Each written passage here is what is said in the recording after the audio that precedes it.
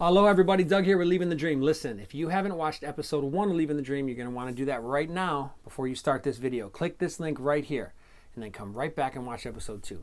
Hope you guys enjoy it. Big mahalos for all the support. You guys have been great. See you soon.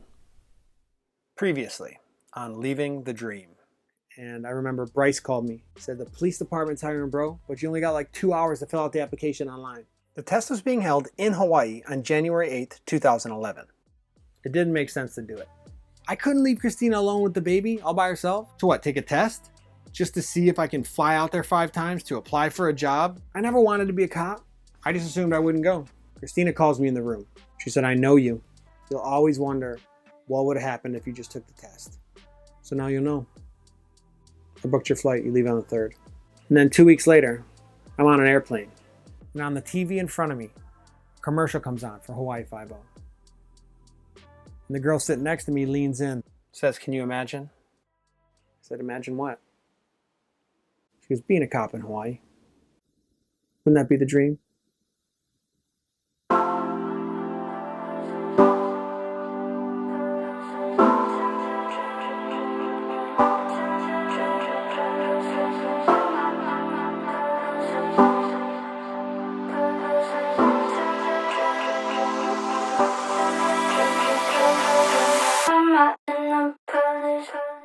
So Christina bought my tickets on December 31st, 2010. And the next day or two, I ran over to Barnes & Noble and I grabbed one of those Barron's police officer exam books. I studied for like 2 hours every single day until the test came. The test is broken up into 7 chapters, and every chapter or 2 you take a mock exam.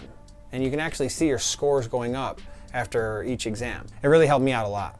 It doesn't really teach you much about police work or legal stuff, but it teaches you how to take an exam. There's a lot of observation skills and memorization that you got to learn. So if you're interested or you know anybody else who wants to become a police officer, I would recommend this book. I'll leave a link in the description below. All right, so I decided that I wanted to start journaling about this process. I wasn't sure what was going to come of all this, but the fact that I was trying to be a police officer in a place like Hawaii, that's unreal. I know it's no big deal for people who live in Hawaii, but for everywhere else in the country, especially in the Midwest, Hawaii is just some mystical, tropical place that you only read about in fairy tales. I didn't want to miss any of it, and I definitely didn't want to forget it, so I decided I was going to start writing stuff down. All right, so here's the situation. I'm supposed to be getting on a plane to fly to Hawaii in 6 days to take this test. So I'm going to be out there for 7 days. I'm going to stay with my boy Bryce. He's the one that called me on the phone and told me HPD was hiring. He was taking the test too, on the same day, Saturday, January 8th. But his was at 8 a.m., mine was at 2:30 p.m., and mine was at Lanakila Elementary School in Kalihi. All right, so I flew out on Thursday. It's like 2 days before the test. Bryce, of course, picks me up from the airport, brings me a couple Terry Musubis from 7-Eleven because he's a real friend. And then we go back to his house in Kaneohe. He was staying with his dad at the time. I just want to say rest in peace to Mr. Suzuki. You were a good dude. Thanks for opening up your home to me. We lost him a couple years ago to cancer. All right, so Bryce lets me have his room. So I slept in Bryce's room where he slept on the couch for like 6 days. He even let me borrow his truck. So the next morning, test day, Bryce wakes up early because his test is like 8 a.m. at some other facility. So while I'm waiting for him, I went over to my good friend Mike and Rebecca Botello's house. Shout out to the Botellos, good friends of ours. We met them in 2007. They're one of the first people my wife and I ever met in Hawaii. We met them at that cool church, the Ark Christian Church on Kauhipa in Kaneohe. While I'm there thinking I'm going to relax and just hang out with friends, she goes into labor. It got super nuts, and she had the baby that day. Shout out to my little man, Elias Botello. Love you, dude. All right, so Bryce comes home from the test, and I start mobbing him with all these questions. I want to know what happened. How long did the test take? How many questions were there? What were the questions? How many people were there? Did you feel rushed? Did you make it on time? He tells me he didn't even finish his test, that there was this whole chunk of the test that he didn't even get to because the time ran out. So now I'm tripping out. I thought I was prepared. I mean, I've been studying hard. Time was always an issue in those mock tests. So I'm tripping out. I don't know what to think. There were 60 to 75 people in the room. There was only 4 women, 4 white guys, and the rest were local dudes. I broke the test up into sections so I could monitor my time. This way, if I was running behind, I'd know when to start guessing. As I went through the test, I did feel rushed and was behind a lot. I actually finished the test with 1 minute left. I don't see how I could have done it any faster. But then the proctor called time. There was still about 25 people who hadn't finished the test. I felt like I had an 88%. So basically the rest of the trip, I spent hiking with friends, surfing with friends, doing dawn patrol sessions with Bryce. We spent the rest of our time with the people from that church. They were the best. Incredible people. They never let me pay for a meal. They always let me borrow their surfboards if I had a session, or borrow their cars if I had to get somewhere. The most amazing people ever. I'm telling you, if you go to Hawaii, you gotta link up with some Hawaiian families. They took me in, they poured into my life. They really taught me about Hawaii and the history of its people. These people changed my life. and they changed the culture of my ohana. We'll never be the same. If you guys are interested in meeting these people or checking out this church, I will leave a link to the ARC's website in the description. Anyways, I went home and I tried not to think about it too much. I didn't know what to expect. So I just went about my life. With a new baby and the crazy winters in Michigan, it's not hard to forget about things. All right, so about a month later, sometime in February, I get a phone call from Bryce. Bro, you get your scores yet? No, dude, I haven't heard nothing. Did you get yours? Bro, I failed them. That sucks, bro. That day, a letter comes in the mailbox. It's weird. It feels like one of those acceptance letters from college or something. I mean, I had a job. I had a life. So I don't know why I put so much on this. Other than it felt like a calling. It felt like I was being called to Hawaii. Like I didn't want to be a cop my whole life. And all of a sudden, I don't want anything worse than I want this. So I open the envelope. And in big letters, the first thing I see says, you passed the written test for Metropolitan Police Recruit. Your examination score is 83. Your name will be placed on the eligible list. There it was. I passed the test. See, what I had never really told anybody was that when I started my asphalt company in like 2003, I always told myself that I was going to give myself till the age of 30. That if I didn't make $1 million by the age of 30, that I was going to do something else. I didn't want my son to feel this obligation to take over the family business and then live this life that I was living. So I always had this goal that by the age of 30, I would stop and do something else. I wasn't going to go down with the ship. And then when I passed that test and realized that I was in the running, all of a sudden, this got real to me. I got really excited. It started to seem like maybe this could happen. All right, so the letter said that my passing test score was good for a year and they could extend it if they wanted to, that they were gonna contact me and let me know what the next steps were. The chances were so low that I was gonna make it through this process, especially with my history, my past, the fact that I was off island and didn't really know how this process was gonna work. But on top of that, even if it did work out, it could be 2 years from now. So our life was kind of in limbo. We didn't know what to do. We owned a house, we owned cars. At some point, we're gonna have to sell these things and start making some plans. So we just went about our life. I expected not to hear anything back for a long time, but it wasn't even 3 weeks. I get a letter in the mail saying you are invited to the orientation for the 169th recruit class at Ke Kula Makai in Waipahu. Now I had a date. My orientation was scheduled for Sunday, March 20th. That wasn't even 2 weeks away. So Christina had basically no time to find me flights and for me to start making phone calls, for her to start setting up babysitters, and we had to make this work. So when I got to Honolulu, my good friend Mike Botello picked me up from the airport and we went straight to L&L. I'm pretty sure this is the first time I ever had a hamburger steak plate. 2 days later, I went to the orientation. It would be held at the police academy. It was held in the portable classroom near the back of the campus. There was 50 to 60 people in the room with me. And right away, they showed us they were not playing. 5 or maybe 6 guys showed up late. And before they could take their seats, the detective told them to get out of the building. Their journey was over. All that just to be late.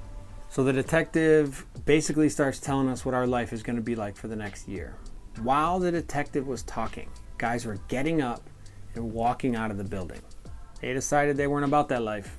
So this was the part of the process where they explain the hiring process, what you're going to go through, and what it's going to look like. And they also went through the background investigation. They talked about the physical requirements and all the standards that you'd have to meet for the physical trainability test. Then they hand you this thick packet of papers. This is your background packet. You're supposed to take this packet and fill out everything. Everywhere you ever lived, everywhere you ever worked, everywhere you ever went to school. You have to talk about basically everybody you know. Every bad thing that you did, whether you got caught or not. This has got to include your criminal history. It's got to include personal references. And the main thing that I remember that they made a big deal about was that recent police interaction will get you disqualified. All along this process, you had to keep them up to date. Ticket, or you got arrested, or cops were called on you, whatever. You're supposed to let them know because that could get you disqualified. Dude, I was so freaking scared. I had done a lot of things in my life. I'd lived a lot of places, and there was no way I was going to make it through this part of the process. The way that she explained it, I realized that this was probably it for me. I was still going to do everything, and I was still going to turn it in, but this is kind of where I lost hope. At some point down the road, you're going to face a polygraph test. That's going to be based on the background packet you're going to turn in. So you better be honest because they're going to find out. So during the meeting, she says, "Is there any questions?" I raise my hand. "What are the chances we actually get this job?" There's 2,000 applicants. Last year we picked 37. Your odds are less than 2%. Will you be that 2%?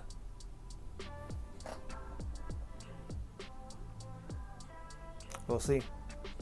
All right, so the next step is this online questionnaire that you have to fill out. It deals with felonies and major crimes. It's basically qualifying you to even move forward in this process. If you say yes to any of the questions in this questionnaire, you're automatically disqualified. There were questions like, have you ever sold drugs? Have you ever done any opiates? I was doomed. I had sold drugs and I had smoked a joint with opium in it once. So I had to answer yes to 2 of the 6 questions that they asked you. So after talking to my wife on the phone and then talking to Bryce when I got back, they were both like, you're probably disqualified, bro. So I was so stressed out, I couldn't really enjoy the next couple days of being in Hawaii. So on my last day of the trip, Bryce took me out surfing for our final surf session, just to have one final session before I got on the plane. And while I was surfing, this peace came over me. I just stopped worrying. I was good with whatever happened. I felt like I did what I could, and it is what it is. I really thought this is the last time I'm flying out here. That was real. So I said my goodbye to Hawaii. We went right from the surf sesh to the airport. So after I filled out that questionnaire, I didn't hear anything back. It was just radio silence. I expected to hear something, like, because you said yes to these questions, you're thereby disqualified from the processing for HPD. But there was nothing. But just in case, the tiny chance that this was going to work out, I started working out really hard. I started eating pretty clean. I knew from the orientation what our physical requirements were. They told you what the test was going to be. So I just took that test and I did that test every day and just tried to beat the times. My background packet took 30 hours to complete. Every time that I'd committed a crime, I had to break it down and elaborate on what happened with the circumstances, why I did it, all that good stuff. You start going through it in your head. And you start when you're young and you just go through all these periods of where you lived. And then all these memories come up and you think about your friends you had and the things that you guys did together and then the jobs you had and all the things, and boom, boom, boom, boom, boom, boom, all these memories start coming up of all the things that you'd done wrong. And I had a lot. I'd never been arrested.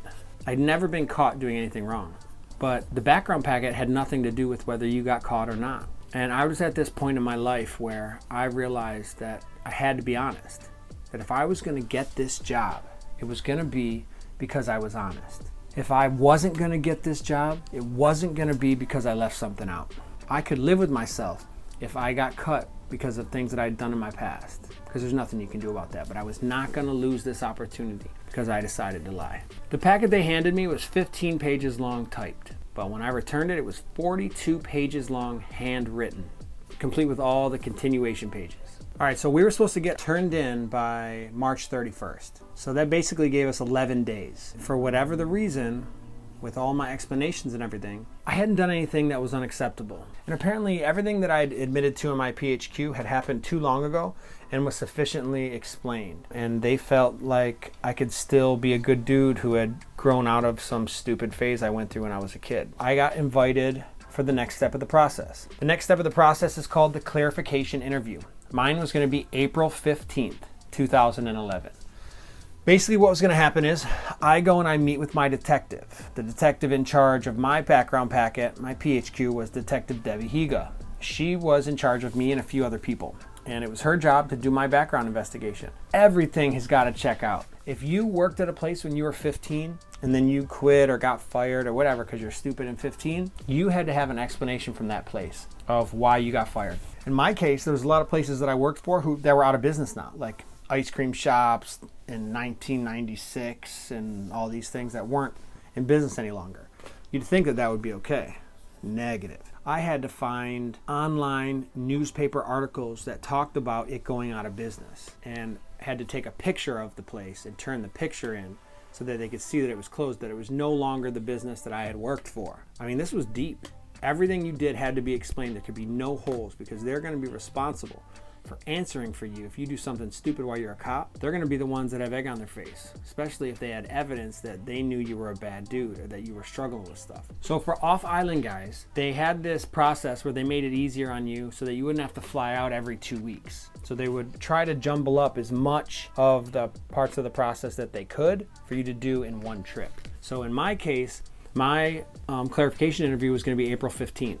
If there were things on your background packet that disqualified you, she would just cut you right at the meeting. If I sufficiently clarified all the things that I had done wrong and answered any questions that the detective had, if she had doubts about certain things, then she would recommend me to go on to the next step in this process. So on my next trip, which would be the third trip that I've been on so far, I landed in Hawaii on April 11th. Bryce picks me up from the airport. We go right to Leonard's at Windward Mall and got some malasadas. I always got the custard filled with lihing powder. I was in great shape by then. I was down to 185 pounds and I was lean. So I went surfing. We did a night sesh the night before my clarification interview because I needed to clear my mind. I wanted to get out any extra energy I had so that I'd sleep well and be prepared. I was supposed to be at the Human Resources building on King Street, and I showed up about 15 minutes early. My detective was Debbie Higa. She was a hammer. You never know how elementary your communication skills are until you sit down with a real life detective and they break apart your responses. Her ability to call me out and stuff was incredible. I was super nervous. She had me on my heels the whole time. When I showed up, she's yelling at another recruit who she was doing the clarification interview for. And he had apparently lied to her or something, and she's yelling at him and they're going back and forth. She kicks him out of the office and my heart was racing. Like I was like, what am I getting into? Like, we're late at this point. Like I was 15 minutes early, but a half hour after my meeting was supposed to start, she's still in there with this one dude. They start yelling at each other. He's trying to explain himself. She's not having it. She's like, no, you lied to me. Get out of my office. You're disqualified. It was like stressing me out because I was trying to stay calm, but this dude just got kicked out and I'm like $2,000 in on this whole flying out to Hawaii every month. I remember he leaves. She walks out of the office. She looks me right in the eye and she goes, sorry about the wait. Let's just hope your interview doesn't go as long as that guy's did. My interview lasted 3 hours. This is how the interview starts. Keep in mind, I lived in Hawaii in 2007, 2008. While I was here, someone stole my wallet. So my Michigan driver's license was in that wallet when they stole it. So now I don't have a driver's license. I was only in Hawaii temporarily for like 4 or 5 months. So I go to the DMV and I get a new license, but I get a Hawaii license because I'm in Hawaii. Well, 4 or 5 months later when I moved back to Michigan, I kept my Hawaii license. It was just cool to have a piece of Hawaii, and I didn't switch the driver's license back over to Michigan right away. And then I lost my Hawaii driver's license when I was in Michigan and I got a new Michigan driver's license. Well, then I found my Hawaii driver's license, so now I have 2 driver's licenses. I have a Michigan driver's license and I have a Hawaii driver's license. I never turned in my Hawaii driver's license. I didn't think it was a big deal. I just thought it was cool to have. It was like having a piece of that time that I had in Hawaii, which I love so much. But apparently that was a big deal. So as soon as I sit down, her very first question, Douglas, do you have a driver's license in Michigan and in Hawaii? And me, trying to outsmart this detective, I say to her, because I don't want to be deceptive, I say to her, well, I only have 1 valid driver's license. She says to me, Doug, if you are going to answer questions like that, you can turn around and you can walk out of my office now. I am not here for you to BS me. I'm not here to sort through all your lies. If you're not going to be 100% completely honest with me, you can leave now. When I ask you a question, I already know the answers to them, and I'm looking for honesty. And she got me. The truth is, I knew that only 1 license was valid, but I also knew that I didn't turn in the other one. I just didn't think that they knew that or cared. I didn't think it was that big of a deal. She says to me, do you know that having 2 driver's licenses is not allowed? And I really didn't know that. I knew they would like you to turn it in, but I didn't know it was serious. She said, where is that driver's license? And I said, I'll bring it in to you. It's in my wallet. Moving forward, are you going to be honest with me or are we going to go through this again? I was like, no, ma'am, I'm going to be honest with you. I'm so sorry about that. And that set the tone for the 3-hour interview. That included the most embarrassing confessions and crazy stuff that I had done. I thought for sure it was all over. She told me if I went as long as the dude in front of me, we had problems. And he was like 45 minutes to an hour. I was going on 3 hours. It was insane. So at the end of my meeting, Detective Higa tells me that there are definitely things in my past that the board or the panel may have some concerns about. She She said, so in the meanwhile, I'm going to invite you to the PTT exam, which is the physical trainability test. It was the next day at Ke Kula Makai. Essentially, she said, I can't promise you anything. I think that you provided sufficient explanation that there's enough time that has passed since you did those things when you were a kid, essentially, that I think it's going to be okay, but there may be things that they have to sign off on. So I'm going to recommend you to them, but they may have some issues with it. Until then, let's go to that PTT exam. The next day I had to be at Ke Kula Makai, the police academy. At this point, I'm ecstatic. Remember, I shouldn't be here. Here's an example. When I'm 15 years old, I'm in a carpool setup where one of the older upperclassmen drives to school anyway. They had a program where he would pick up freshmen or sophomore that didn't have their license and drive them to school, like a carpool program. In any case, he was a basketball player and I played on the JV team and he was on the varsity team. He wanted to smoke weed and I knew where to get weed. I'd grown up smoking weed and being around dealers and whatever. And this is, keep in mind, 1996, 1997. So he didn't know where to get weed. This kid had a lot of money, came from a nice neighborhood, nice family. So he said, I want to buy weed, I want to smoke a joint after school today. I said, okay, cool. I'll take you to the spot. So he picks me up. I take him down to the street called Pelkey in Detroit. And this was the weed spot. This is where my friends always got buds when I lived in East Detroit. So I took him down there. We pull up and you see these dudes sitting on the porch. So we just pulled up in the car. This dude runs up to the car. He said, what can I get you? I said, can I get a gram? And I don't know who had taught me to say gram or whatever, but apparently in this neighborhood, a gram, which I was just thinking was $5 of weed because I was just planning on rolling a joint. So he puts a bag in my hand, put the bag in the car, and we drive away. My friend, who's a couple years older than me, he's like, yo, let me see it, let me see it. And I was like, dude, rule number one, don't be looking at drugs while you're driving. I don't want this. I don't want this in my hand. I'm gonna put it somewhere right away and then we'll check it out when we get there. So I put it in the glove box. Never even looked at it, literally threw it in the glove box. And I was all nervous. I'd never done this by myself before. So he just wouldn't stop talking. He's like, yo, I wanna see it, let me see it. I'd never seen it before. Like, this is literally his first time to see weed. So finally, when we got out of the hood, we got closer to our neighborhood, I opened up the glove box and I pulled it out. Lo and behold, it was a crack rock. So I had learned my lesson. I was bummed out because I'm like, dude, I'm sorry you got ripped off. I mean, you gave him money. He gave you a crack rock, basically nothing. You can't do anything with, what are you gonna do with the crack rock, right? Wrong. This guy was like, well, can we smoke it? I said, no, we can't smoke it. That's a crack rock. It's not like weed. You can smoke weed and go about your day. You can smoke weed and be like, yeah, I smoked weed before. But the moment you smoke crack, you become a crackhead. So I said, no, you can't smoke crack. He's like, well, I don't see a problem with it. So the word was, him and a few friends went after school and smoked that rock. I don't know if they were telling me the truth or whatever, but I didn't go with them. I wasn't about to smoke crack. And that was not gonna happen. So I had to include this in my PHQ because it talks about buying or selling drugs and it talks about opiates and things like that. And once I had smoked a joint and it smelled really sweet. And I remember the dudes in the basement that I was smoking with said that it was laced with opium. So I had to put that I had smoked opium before, which is an opiate and essentially like heroin. So there were those kind of things that she asked me about and pushed me on, but I was just honest with her. I just gave her the truth. But for whatever reason, she was good with it. I remember she said, how do you feel about yourself now? I said, I feel like crap. She's like, well, I truly believe you're not the person you once were. And enough time has passed, and I think you've grown. I think you're gonna be a good cop. Dang, that was the first time I'd ever felt like anyone had said anything nice during this whole process. She was mean for the most part every single time. Right to the point, didn't really care, trying to get the facts. And then this point, she kind of opened up and was like, I think you're a good dude. So I'm gonna recommend you to go forward. Be at Ke Kula Makai tomorrow for the PTT exam. So the test was scheduled for 9 a.m. at Ke Kula Makai. I showed up half hour early, just like everybody else apparently. They told us there was about 120 applicants left from the 2,000 that had applied. We were only one of 3 groups. The purpose of the PTT exam was to test your trainability so that they know that you were at least close to getting where they needed you to be after Academy. Academy's 7 months long and you work out a lot. So they figured they could get you to improve a lot. So I've been practicing the exam for a few weeks already and I was pretty confident. So these standards may seem really weak to you, and they are. Everyone in the world should be able to do this. This is basically to weed out all the extremely out of shape people. So here's what the test would consist of. Number 1, the agility run. So it was a 12-yard sprint there and back, and then a 12-yard serpentine through cones there and back, and then another 12-yard sprint there and back. We had to do it in less than 21.6 seconds. They give you 3 attempts to make this. My heat was 17 seconds or so, and everybody made it on the first try, except for one girl.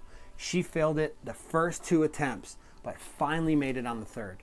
So everybody moved on. So the next event was the bench press. That's event number 2. Everybody had to bench press 68% of their body weight. It's on an old Joe Weider machine. I don't know what they do it on now, but at the time it was one of those old ones that your dad used to have in his basement or out in the garage. And it wasn't free weights, and it was actually easier. So I weighed 189 pounds on the scale that they had there at the academy.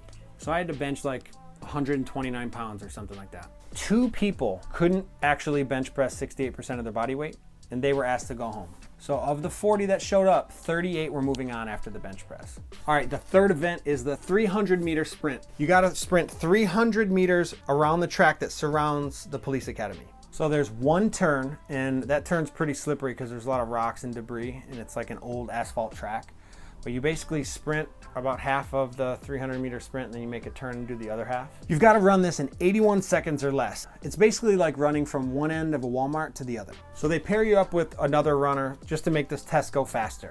My time was 49 seconds. Everybody passed. There was even a few people that walked across the finish line, and they still made it. So the fourth event was the 1.5-mile run. The limit on this is 21 minutes. I actually think you could probably power walk a 21-minute 1.5 miles. But it was so hot out that day, I couldn't believe it. So up until now, we were assigned numbers, and they just called our number when it was time for you to do your event. But in this case, because the track is only like 5 feet wide, and they didn't have all day, they wanted you to choose a partner. So they let you choose a partner and then line up on the track. And they told all the faster runners, the guys that didn't think they'd have a problem, to line up at the front.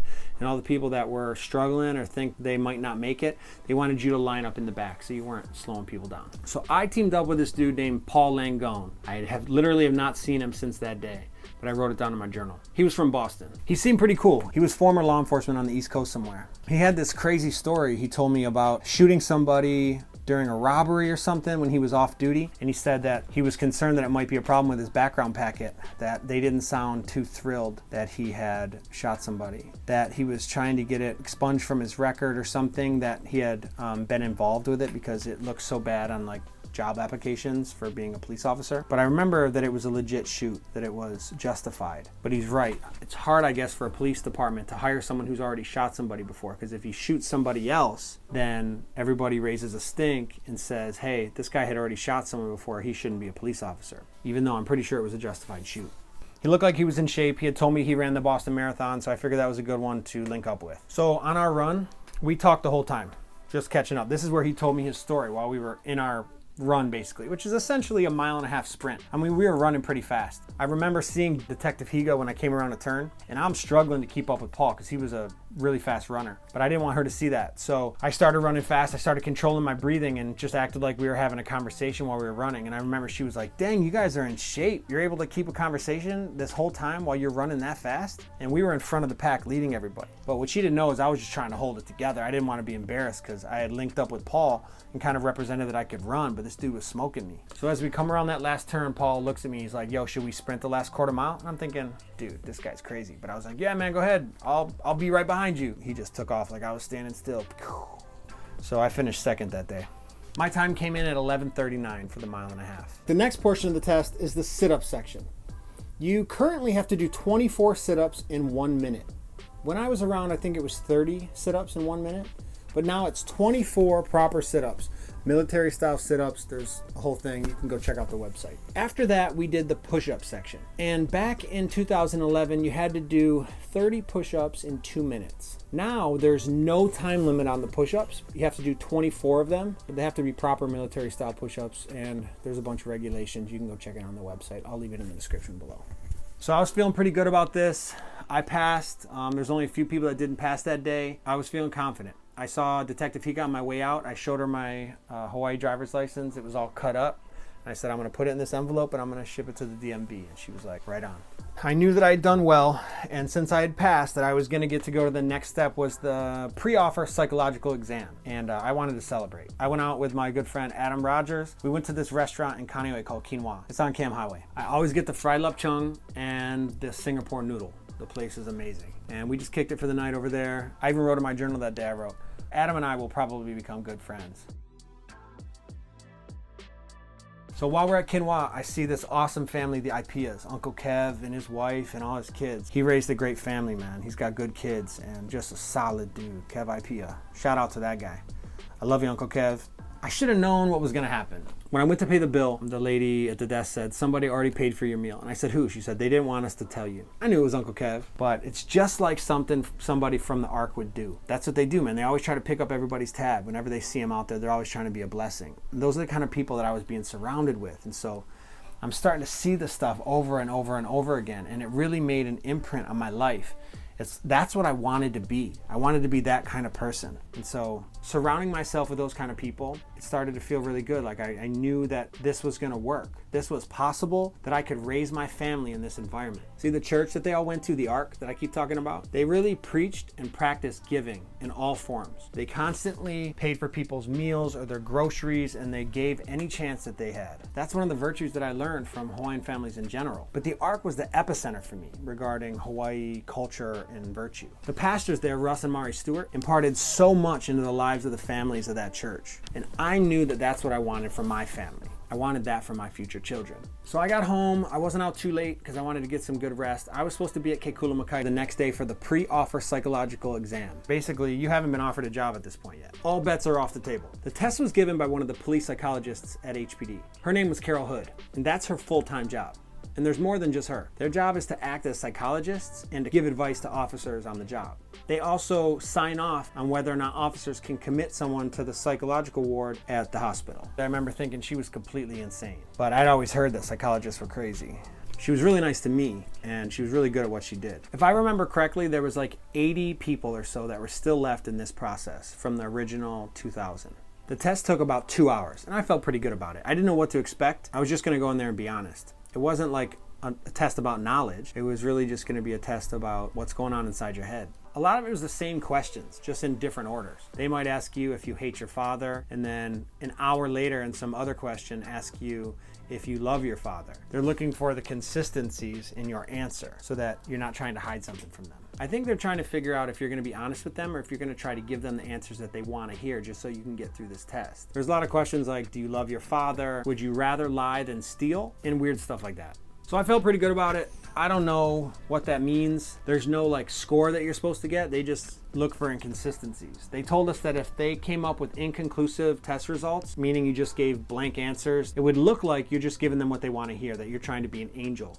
And that's not what they were looking for. So I didn't know what to think. It is what it is. There was no way to really prepare. Just go in there and be honest. So after that test, we were supposed to wait to hear back on our results. And I assumed that the police psychologist was going to go through everything and then determine whether or not you were still eligible for this job. So my good friend Mike Botello, the guy I talked about earlier who had just had the baby, he had a one-bedroom apartment in Aiea on Ko'uka Loop. His tenant was moving out. And so we're already in April. And if I was going to start with the police academy, I was going to have to move sometime in June. So we're only 2 months away. So Mike basically told me, hey, if you want, you can rent the apartment that I have, that I rent out, and you can just stay there until you guys find a place. So I went to that condo and I took a bunch of pictures and sent them to my wife because she's, let's be honest, going to be the one that makes that decision. If everything worked out, we were going to need a place to stay. Anyone who's ever lived in Hawaii knows that rent is expensive. Renting from a friend would make it easier, and he'd let me out of my contract if I found a better deal. My last day there, Bryce and I go surf canoes. And then we met up with the Stewart family, the pastors at the Ark, over at one of my all-time favorite restaurants, Mai Lan. It's on Keamoku Street. It's a small hole-in-the-wall Vietnamese restaurant with incredible food. And it was actually the first time I'd ever eaten choy sum, which is one of my favorite foods now. And of course, they wouldn't let me pay for anything.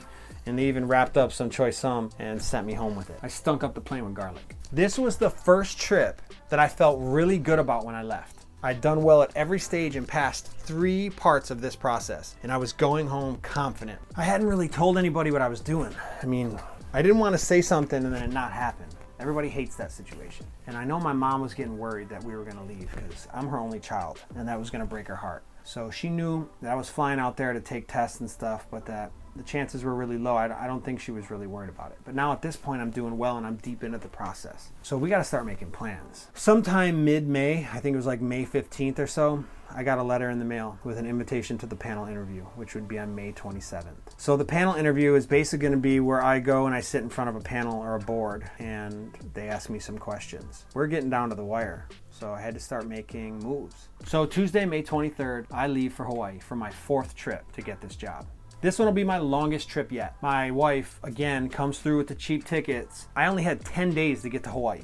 She's still organizing babysitters and logistics and just a champ. Like while I'm out there doing my thing, it's stressful, but when I'm done, like I get to go surf and hang out with friends and I'm in Hawaii. She's stuck in Michigan with horrible weather. It's snowing with the baby, juggling babysitters, going to work. I mean, it was a nightmare for her. She's a hero when you think about what she had to do so that I could get this job. I always felt guilty the whole time, and I always missed her and the baby. And that was probably the hardest part about these trips, is knowing that I was there without them. We Skyped every day, but it's just not the same. So when I landed in Hawaii, Bryce picks me up straight from the airport. We go blazing steaks at Windward Mall, one of my favorite spots. Always got to get the extra Korean sauce. The next morning we got up, we went and surfed marine lands at Kewalo Basin. I was scared. It felt like 6-foot faces, and I wasn't a very good surfer. And Bryce shreds, so this was not a big deal to him, but I was sweating. But this guy tears some ligament in his knee on a bottom turn. We had to get out of the water and go to the urgent care. And after that, Bryce couldn't really walk well. Now keep in mind, this dude had failed the test, but I've been there. This is my 4th trip. I'm staying on his bed. He's staying on the couch.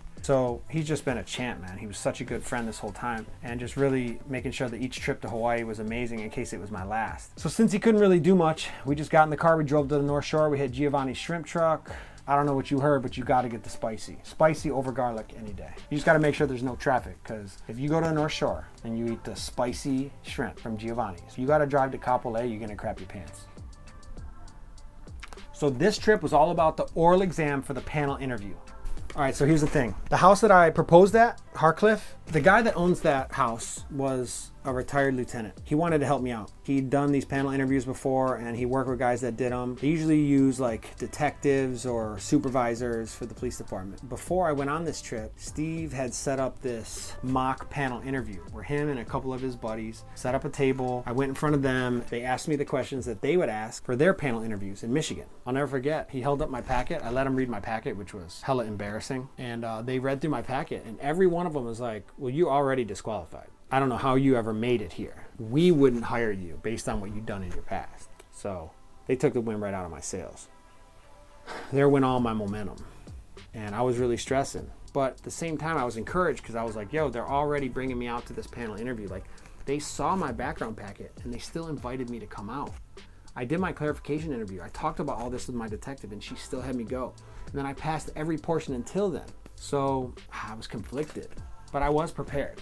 I studied random stuff about Hawaii. Like, I don't know what questions they were going to ask me. So I studied things like that you find on Google about Hawaii. I made sure that I memorized facts about Hawaii. I wasn't sure if they were going to ask me stuff about the culture or about the law enforcement or about the history of Hawaii. I remember that's when I memorized Ua mau ke ea o ka aina I ka pono. It means the life of the land is perpetuated in righteousness. All those little things about Hawaii. So that Thursday in Hawaii, I just stayed home and tried to prepare. I went over books on Hawaii. I tried to remember things like the law of the splintered paddle.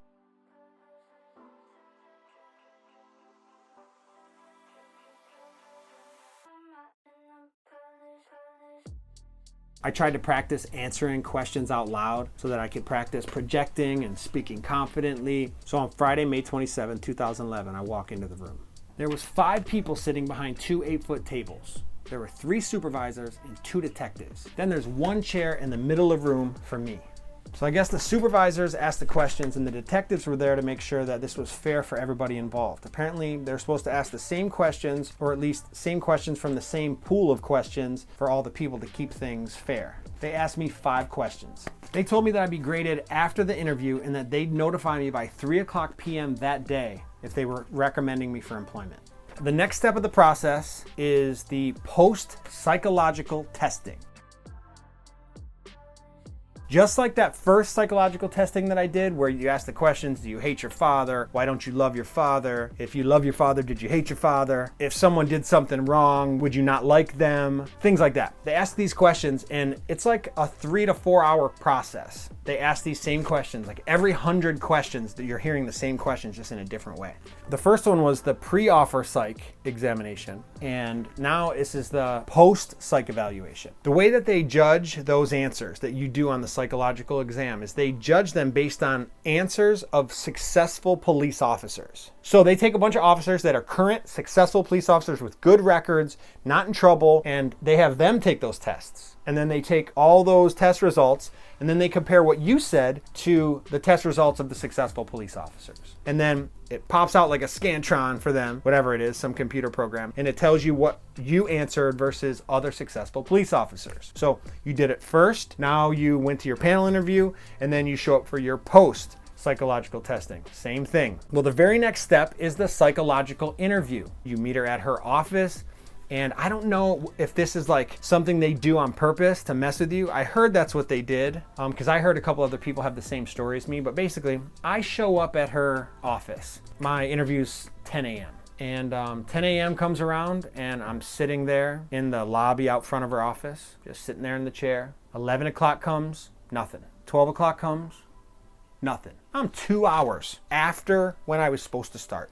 And there's no one in her office. I don't know what was going on. She's like on the phone, the door's open. I can hear her talking, and I'm sitting there. She knows I'm out there. It's a very small place. And I'm thinking to myself, dude, I'm getting hungry. I gotta pee, all this other stuff. I wasn't thinking about it at the time, but later someone was like, yo, I think that's part of the process. They wanna get you frustrated. They wanna get you, you gotta pee, you're hungry, you're getting cranky, whatever. And then they wanna evaluate you when you're a little bit stressed out. So she calls me into her office, and the first thing she says to me is, it's nice to meet you. You are going to be a nightmare for this department. Or you're gonna be an amazing police officer. She said, I don't even know why you're here right now. I don't know how you made it this far based on the stuff that you have in your past and the way that you answered these questions. She said, you're not a stable hire for the police department. You're a very extreme person, and sometimes you have a hard time submitting to authority. She said, it is under my opinion that you're gonna either end up on the news for being arrested, or you're gonna be a great police officer. But you're here. You made it this far. There is a chance that you're gonna be really, really great at this. And I'm sitting there like, okay, what does that mean? You're telling me I could be a nightmare. You're telling me I could like be one of those officers who does something stupid. Oh, dude. And I'm already like on edge because I've been sitting there waiting forever, and then she's cracking weird jokes and she's swearing a lot and all this stuff. You think that it's supposed to be some important interview where you're very business professional and you're like, yes ma'am, no ma'am, and all that stuff. But she's like cracking jokes and being kind of vulgar and all this other stuff, and you're just like, your head is spinning. She really did a number on me. Like I was on tilt for sure. At the end of the interview, she's like, so really what it comes down to is what I think you individually are gonna do for this department, if I think you're gonna make it or not. She goes, I have these test results that tell me that you're a nightmare. She said, I have this past that you have that is basically a nightmare past. She said, but the way that you dealt with that past and how far that you've come, the fact that you are where you are right now shows me your ability to rise above the circumstances of your life and then starting making good decisions. Like you genuinely look like you turned your life around. She said, but I have both of these things here that are negative. She said, but when I take my evaluation and what I think and what I know about you now, she said, I think that you're gonna be great for this department. You seem like an extreme individual. All right, so Carol Hood hands me her card, says, invite me to your graduation. All right, so the next step was the polygraph exam. If I was nervous before about my background packet and then finally reached the point where I got accepted and they knew my background, I thought it would be smooth sailing from here on out, but it wasn't. The polygraph was so stressful to me because during the time that I was at home, between having turned in my background packet and done my clarification interview and the time that I had my polygraph was a few months. And during that few month period, I would run into friends that I knew from my childhood or from some point in my past. And they would always say things like, yo, you remember that one time? And the memory would come back to my head and boom, and it was something else that I had done. And so I started stressing out. I quit going out of the house. I was like, you know what? It's not worth me going out of the house because every time I run into somebody or whatever and they go to tell a story or we're cracking jokes, then I remember some other thing that I had done, some baseball card that I had stolen. And it was starting to stress me out because the last thing I wanted to do, and they made this very clear, is you do not show up to the polygraph exam with new information about your past. Because what it showed was that you lied, you're deceptive, then you get to the point where you get your polygraph and then you get nervous before you get hooked up to the machine and then you confess some stuff. So they're like, whatever you do, don't come with new information. Well, the problem was now I had new information because 2 or 3 occasions I had talked to somebody and they were like, did you tell them about this? And I hadn't because it wasn't in my brain. So now I have it. So I would call my detective and say, hey, detective, listen, I ran into somebody, they brought up some old memory, some thing we had done, and I just wanted to make sure I told you about it so it wasn't a surprise. So this is happening like multiple times throughout this process. That's starting to stress me out. When I get to the polygraph exam, the guy gives me the rundown. This is what I'm gonna do. I'm gonna hook you up to the machine. You're gonna sit here with your feet flat on the ground. There's a pad that you're sitting on and your fingers are hooked up to these electrodes. And I'm gonna be able to tell how deceptive you're being based on the baseline reading that we get from you. So he hooked me up to the machine. He asked me these normal questions. Is your name Douglas Korenik? And then it reads it, and then he makes some notes, and then they ask me some question. Are you Superman? Or are you He-Man? Or do you have superpowers? Can you fly? Then they write down what the deception is, and then they tell me to answer a question that is wrong. Well, now they have baselines. They know what deceptive is, they know what honesty is, and then they're gonna start asking you questions. Well, the guy holds up my packet and he says, this is the biggest background packet that I've ever received. No one has ever given me 49 pages of written material before. He said, so I'm gonna tell you right off the bat, I think you're gonna be okay because normally people who are being deceptive don't come in here with a packet this big. He said, but let's do the test. This is going to be a very easy test. He said, I'm not going to go through all the things in your past and have you talk about what really happened. He said, yours is too long. He said, so to make it easier, I'm going to ask you just a couple simple questions. Is there anything else that you didn't put in this packet that you need to tell me about? And then I'm going to ask you if everything in this packet is truthful and honest the way that you remember it. It was kind of like blanket questions that would cover all this. So I'm hooked up to the machine and dude, he's a super cool guy. He's like, just be honest and this will be fine. He hooks me up and he asked me a question. Douglas, is there any crimes that you've committed or things that you've done wrong or things that you think you should have disclosed to us that is not in this packet? I said, yes. So he stops it and he says, okay, Douglas, we talked earlier and you said that everything in here is to the best of your knowledge truthful and that you didn't leave anything out. I said, I know. He said, well, when I ask you that question, is there anything else you'd like to tell me that you didn't include in this packet? You said yes. And I said, well, I'm sure there is. And he said, well, what is it? And I said, I don't know. And he said, that's not how this works. If there's something you didn't tell us, you know what you didn't tell us. Therefore, you're keeping it from us. I said, no. All I know is I've had a long life and I've done a lot of stuff. I had a crazy childhood. I'm sure there are dozens of things that I didn't put in here because I haven't remembered them. And he said, well, what are they? I said, I don't know. He said, if you don't know, then you don't have any. I said, no, that's not how it works. I know there's more in there. There's whole sections of my life that I didn't even tap into my memory. Like I know there's got to be some things that I stole or lied about or ran from the police or whatever. So he said, all right, let's start this over. So start the test over. Douglas, is there anything that you left out or did not tell us that should be in this packet? Yes. Puts his head back. He's like, click, stops it. What are we talking about here? I said, I don't know. He said, well, if you don't know, you can't say yes. I said, I know, but I can't say no. And he said, Douglas, I can't pass you if this is how it's gonna be. You either did or did not tell us the truth. I said, I told you the truth. There's probably a lot more stuff that I missed. He said, okay, well then you gotta tell me no when I ask the question. I said, well then you gotta ask the question different.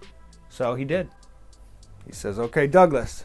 I'm sitting here, hands in the thing, feet flat on the floor, butt in the seat, in this tight little cubicle office thing, just like you see in First 48. He says, okay, Douglas, to the best of your knowledge, are there things that you can remember that you are keeping from us purposely?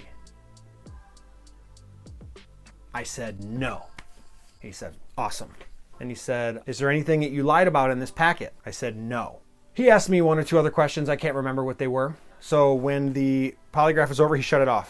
And I said, okay, how'd I do? He said, well, you didn't do as good as I wanted you to. And I was like, ugh. Okay, what is that about? He said, well, on a few of the questions, it wasn't as definitive as I'd like it to be. He said, but I'm sure that basically what this is your nerves and the fact that you know there's probably some things that aren't in here, but you can't remember what they are. And you're just not ready to answer in the definitive, that you're unsure about yourself in a few things. So he said, I got what I need. I feel like you're being honest. You're just nervous that you forgot some stuff. And I was like, oh, thank God. He said, so I'm going to recommend you to move on to the next step and tell them that you were being honest. I said, oh, thank God. So that was over. That was stressful, man. That was so stressful. I don't care who it is when they're asking you questions, digging into your past. None of us are perfect, especially as a kid. Ugh. I did not want to go through that again. That was so emotionally draining between the background investigation, the PHQ through Detective Higa, and then the polygraph. Oh, dude, that was stressful. I was so glad that that part was over. I got passed. He moved me on to the next level. All that means is now I have to go to my physical evaluation, where you go to the doctor, turn your head and cough, bend over, touch your toes, that kind of stuff. I set up my appointment. I got to go over to the city and county doctor. I go into the meeting. They had all these eye tests that I wasn't used to for like color blindness. Apparently, like color blindness and eyesight is really important because you got to be able to see so that your observation as a police officer, which is very important in criminal cases, you got to be able to notice a knife or a gun. I was worried about my eyesight and I was worried about my cholesterol. At the end of the evaluation, the doctor was like, you did great. You passed with flying colors. You're good to go. So I'm going to sign off on it. You'll be able to go to your next station. All right, so at this point, I'm on top of the world. I can't even believe this 4-month process up until now. Every chance I had, I thought I was gonna get cut. There was always some problem that I had to overcome. Always some more paperwork I had to go get, or some evaluation form, or some attachment that I had to add, or addendums. It was crazy. And finally, I reached what is basically the last part of this process, the medical evaluation, and she signs off. I call my detective and I tell her, we're good to go. I passed. What do I do now? And she said, well, that's good to hear, but I can't make you any promises. Do not quit your job. Do not get an apartment yet. I have to submit you to this selection committee, and they have to determine whether or not you're suitable, whether or not they want to sign off on you to be a part of HPD. She said that my credit was a problem, and she had some questions she wanted me to explain. Here's basically what happened. Anyone who was around in 2005 knows that the market crashed. And in 2005, my wife and I had bought 3 or 4 different rental properties that we were renting out. We had tenants in them. We were about to get married. Things were going really, really well. Then the whole mortgage bubble popped. The subprime mortgage market collapsed. Unfortunately, my wife and I had subprime mortgages. We were part of the reason. We were taking out mortgages to buy homes and then finding tenants and putting the tenants in homes. Well, as soon as we had a tenant in the house, we would take that contract to the bank and buy a different house. And they would give us the loan because we showed that we had a rental agreement for that other property. It's almost as if we didn't have that debt. And we got another house. And as soon as we got a tenant, we went and bought a 3rd house and then a 4th house. And then 2005 punched us in the face and the market tumbled. Everyone in our houses lost their job. They all worked for the auto industry. Most people in Michigan worked for the auto industry or in a company that was supported by the auto industry. So when the auto industry tumbled, everybody lost their jobs. Everybody stopped paying rent at the same time. So we had 4 rentals plus our home that we lived in. We had a wedding in a year. So we had 4 mortgages, an average of $700 a mortgage. We're looking at almost $3,000 a month in mortgages that we have to pay because tenants aren't paying. So we have to evict them. Well, then we don't have anybody in our houses. And then we couldn't rent them to save our lives. We were putting them in the paper just to make bare minimum. We were gonna lose every month just so that we can keep people in the houses and we could support and pay the mortgage. But nobody would rent. It was that bad. And so I called the bank and I said, listen, we have all these homes and we can't pay. What do you wanna do? We wanna give them back. And that's called foreclosure. So they foreclosed on all the homes. So we had 4 foreclosures. And basically what happens is one of those mortgages I had was a second mortgage. Somewhere in the paperwork that I didn't know about, it said that if you foreclose, that money would first go to pay the first mortgage, but if there was anything left on the second mortgage, that I was still liable for that money. And I didn't realize that. So when I foreclosed on that property, I owed $36,000. So my credit is smashed. That is a very real consequence of doing what we did. We overextended ourselves. We got too ambitious. Times were really good and we got loose and sloppy with our money. And so the truth is, it was a legit debt. So now I'm stuck in this spot. They had been trying to collect from me, but I didn't have $36,000 to pay them. The economy was horrible in Michigan at the time. Nobody had that money. It was a horrible place to be. So now I'm worried about this. Went through this whole thing, told the truth, was honest, worked hard, did everything I was supposed to do.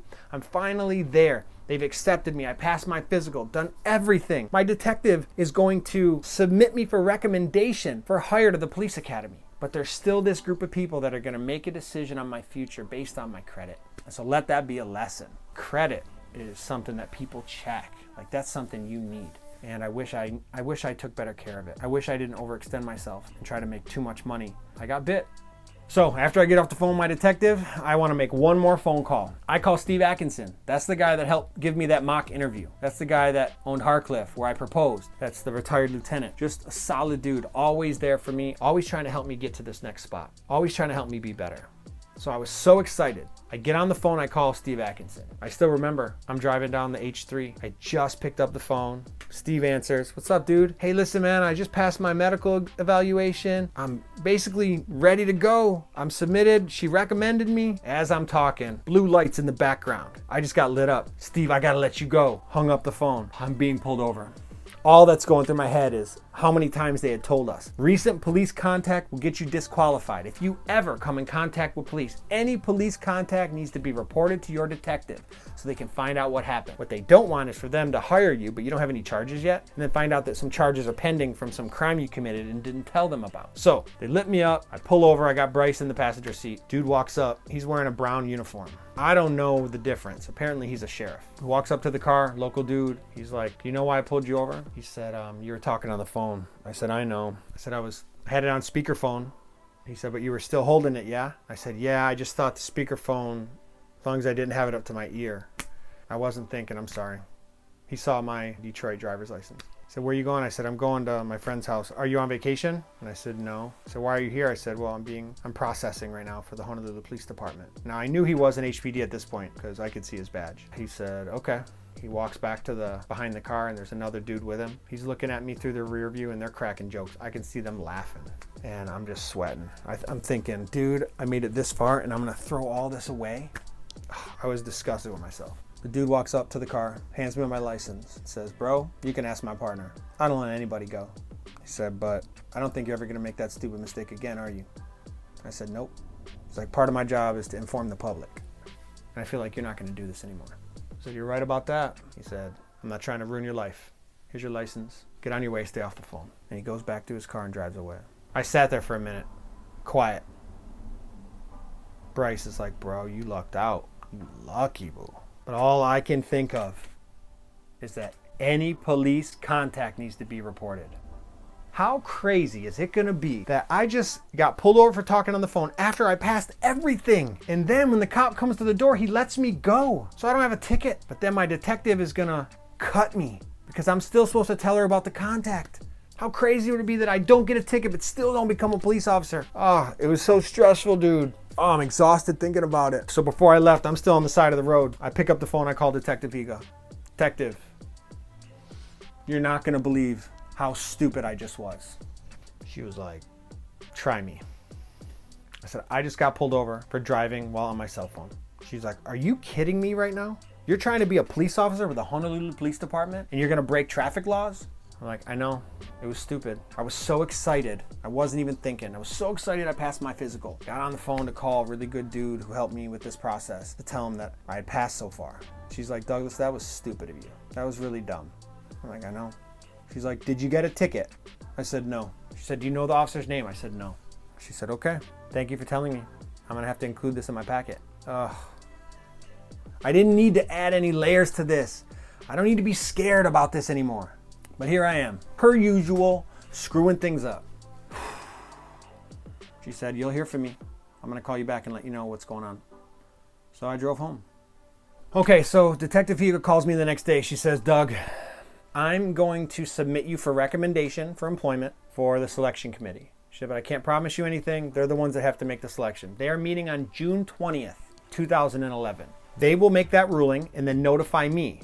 I will call you the next day and I will tell you what they said. You're either going to be invited for the orientation or you're going to be disqualified. But you will find out on June 21st. You do not have an offer of employment yet. Do not move. Do not quit your job until you've heard from the selection committee's decision." Police Academy starts July 5th. That's 2 weeks after the selection committee decides. She's like, "Oh, you're not just gonna have to be there July 5th. If I call you on June 21st, I need you there June 22nd for the orientation." This is a mandatory orientation for people that are gonna be invited to join the Police Academy. Police Academy starts July 5th. We're literally talking about 2 weeks. 2 weeks to the day from the time she tells me that I'm accepted to when I'm supposed to be in Hawaii living there, ready for the academy. So I don't know what I'm gonna do. I have no idea what I'm gonna do. What is it, June 1st right now? I got a month. And she's not even gonna tell me for 3 weeks. So the first thing I did is I ran to the Verizon store at Windward Mall and I grabbed one of those pay-as-you-go phones because I wanted a Hawaii number. I wanted to have that set right away. I didn't want to miss the phone call. I got the phone number, gave her that phone number. That was only for her. I was going to keep that with me at all times in case she wanted to call. With me moving, I just didn't want to miss it, so I kept that phone on me at all times. So I get home, Christina and I got to make arrangements. Christina's like, so how'd it go? I said, it's great. So far I've passed. She said, so are we moving? I said, I don't know, babe. She's like, what do you mean? I said, they're going to call me on the 21st to tell me I got to be there on the 22nd. Academy starts 2 weeks later. She's like, so do we just move? What if you don't get it? I was like, I don't know. So I called up a good friend. He had a construction company and I called him out. I said, Uncle Mike, I think I got to move to Hawaii without having an offer from the Honolulu Police Department. Do you need help at work? Can you hire somebody in case I don't get accepted?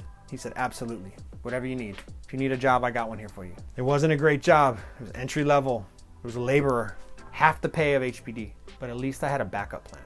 The truth is, if I didn't make it, I couldn't afford to fly back home. I spent my life savings.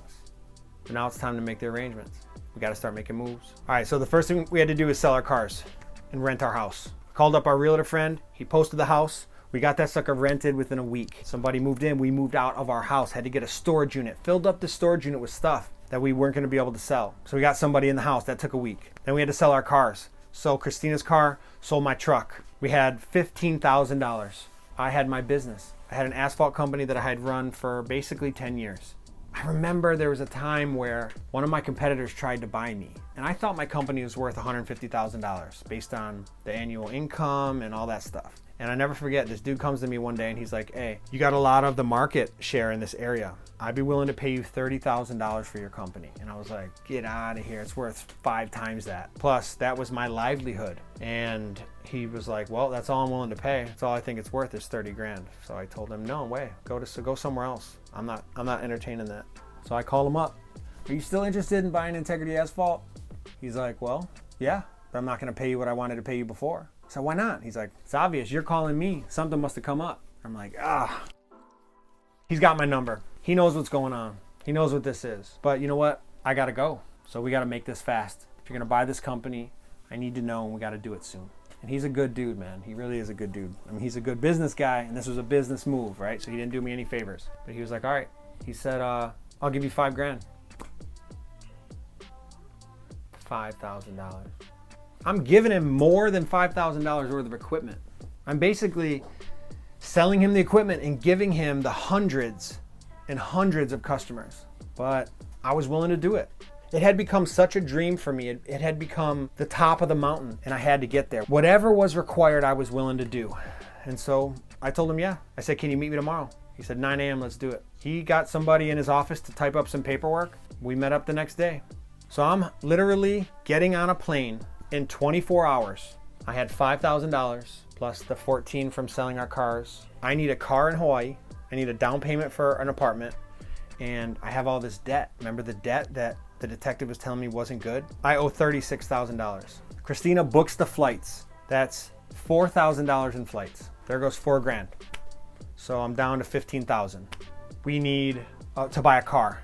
So I saved 5,000 for that. We're down to 10,000. We need the first month's rent and a security deposit, which is like 1,500 times 2. So looking at 3 grand. So I got like 7,000 left. Christina says, we're not gonna get paid for a while. So we need a couple $1,000s for food and diapers and all that stuff. We got a baby. So the long and short of it is this. After all is said and done, I sell the company, we sell our cars, we buy our plane tickets, and we save some money for the car that we have to buy when we get out there. I have $3,500. I owe $36,000. So I call up the company that I owe $36,000 to and I said, listen, I want to square this with you, but I don't have $36,000.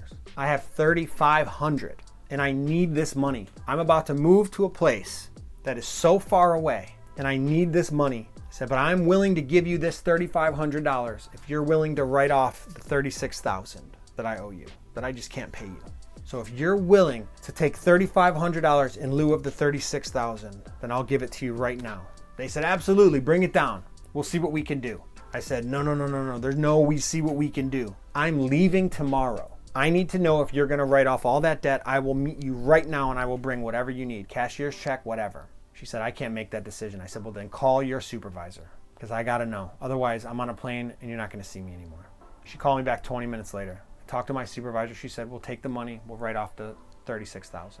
I run up to the bank. I get a cashier's check. I meet up with these people. They hand me the paperwork. I sign it. Give her the $3,500. My debt is gone. I called up Detective Higa. Detective, I'm debt free. They settle with me. I gave them $3,500. It's all gone. I got the paperwork. She said, send it to me now. So I went home.